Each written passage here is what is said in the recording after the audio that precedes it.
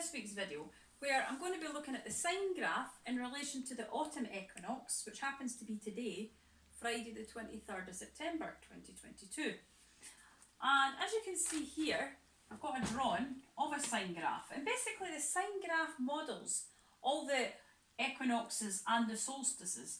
And if you're not sure what that actually means, a solstice occurs where the sun reaches the most northerly or southerly excursion in relative to the celestial equator. What that means is that basically the 21st of June, which is the summer solstice, is the longest day, or the day with the most hours of daylight. The winter solstice, which is the 21st of December, is the shortest day, and it's got the least amount of hours of lightness. So on the summer solstice, there's 17 hours and 36 minutes, 24 seconds. On the winter solstice, there's only 6 hours, 57 minutes and 37 seconds of daylight.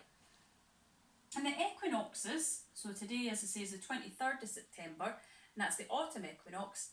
The equinoxes have got approximately 12 hours of daylight. So they're the same amount of hours of daylight as they are darkness.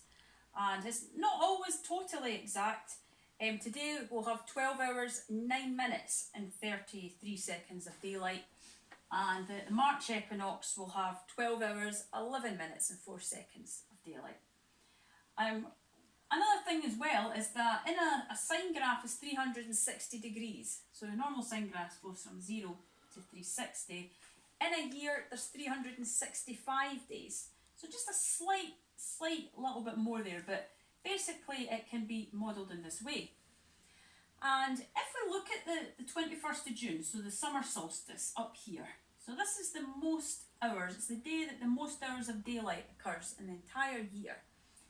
If you were to look a certain amount to the left, and you were to look at the same amount to the right, so if you were to look a week before the 21st of June, so say the 14th of June, and a week after, because it's a line of symmetry here, a week before and a week after, you would have the same amount of hours of daylight.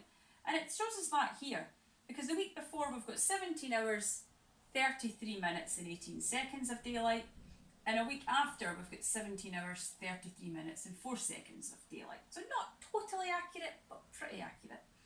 You might look at that and think it's a coincidence, but if you look a month before and a month after, so you look at around the 21st of May and then again around the 21st of July, 1 month before it's 16 hours, 43 seconds, 43 minutes and 3 seconds. A month after in July, it's 16 hours, 42 minutes and 34 seconds. And then if you go to 2 months, so if you go 2 months before the summer solstice and 2 months after, 2 months before it's 14 hours, 38 minutes and 42 seconds, and 2 months after it's 14 hours, 39 minutes and 31 seconds. So not totally accurate, but pretty accurate. So I'm going to actually show you this with the winter solstice. And when we look at the winter solstice, so again it's the same idea. If you look the 21st of December, if you go a week before, so if you look at a week before, so say the 14th of December, and then a week after the 28th of December, the week before you've got 7 hours, 1 minute and 23 seconds of daylight. A week after you've got 7 hours and 37 seconds of daylight, so very similar. If you look a month before and a month after, there is a wee bit of a difference there. A month before, so say around the 21st of November, you've got 7 hours, 58 minutes and 14 seconds, and a month after you've got 7 hours, 55 minutes and 56 seconds.